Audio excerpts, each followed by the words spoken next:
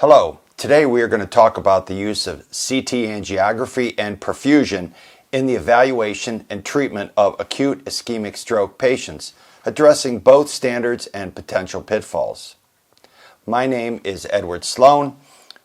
I work with fern.org.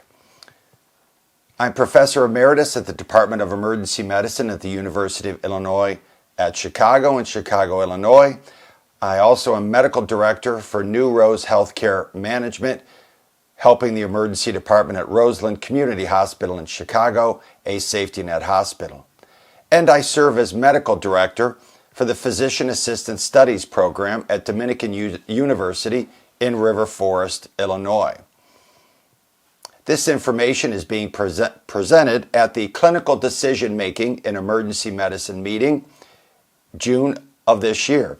I want to give my thanks to Joan Esbrey-Cullen, Andy Godwin, Andy Jagoda, Ginia Ports, and Scott Silvers, with whom I've worked at this good meeting for several years. I have no financial conflicts. I serve as the Fern President and Board Chair.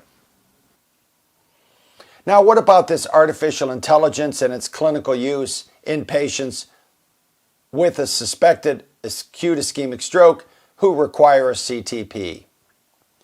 So, does this software allow for core infarct and ischemic penumbra detection?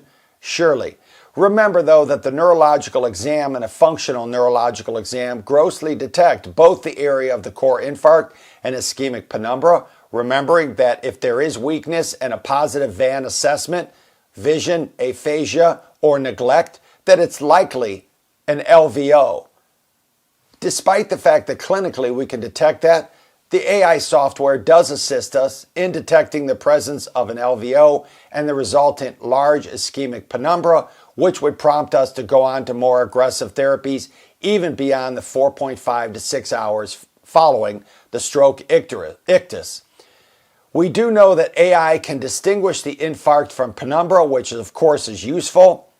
We know that mean transit times greater than 6 are seen in both the core infarct and ischemic penumbra regions.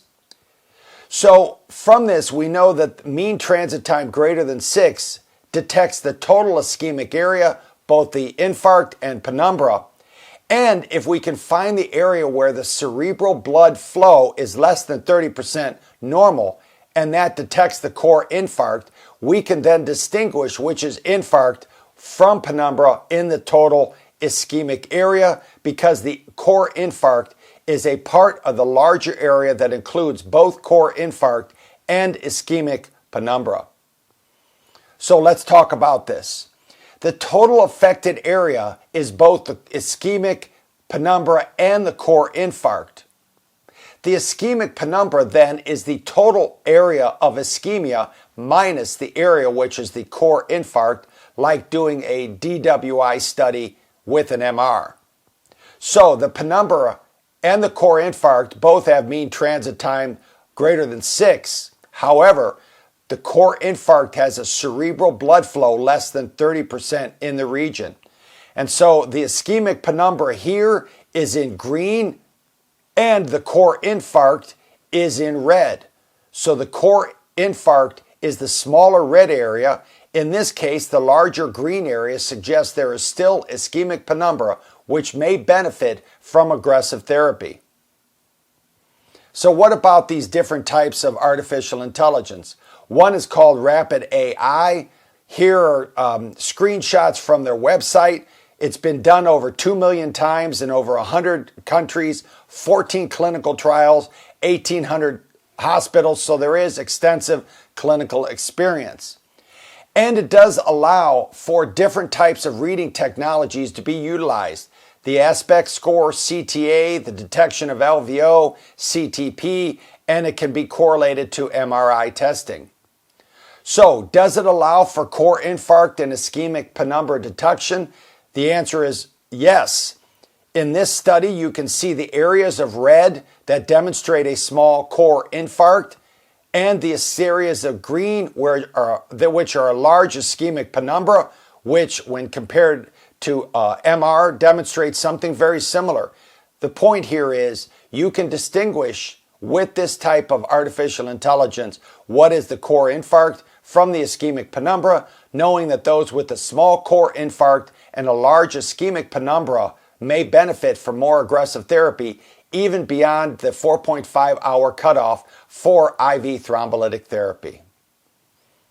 So the core infarct and ischemic penumbra, here's the favorable clinical scenario. If there's a large independent ischemic penumbra in green and a small core infarct in pink or red, then we know there are two non-matching tissue territories, and the one area that is large, the large green ischemic penumbra, will benefit from aggressive therapy, including EVT. The less favorable clinical scenario is simply a large core infarct in pink and a small independent ischemic penumbra in green. And so when the ischemic area includes mostly infarct and these matched areas suggest limited benefit from more aggressive therapy, it's less likely that the use of EVT when there's a large infarct and a small ischemic penumbra is going to improve outcome at 90 days and beyond. So let's take a look at this.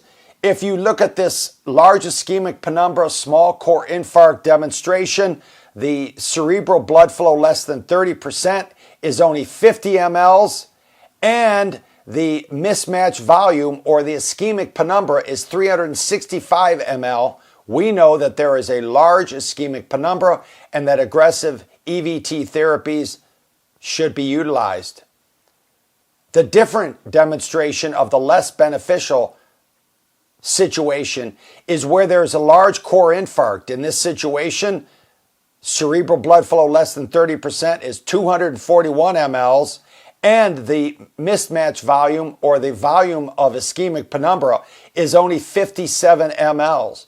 So you could see if the ischemic penumbra is 1/5 the size of the core infarct, it's not likely that aggressive therapies will provide much benefit at 3 months and beyond, such that it may be considered that in this patient, aggressive EVT and transfer to a comprehensive stroke center may be of less benefit.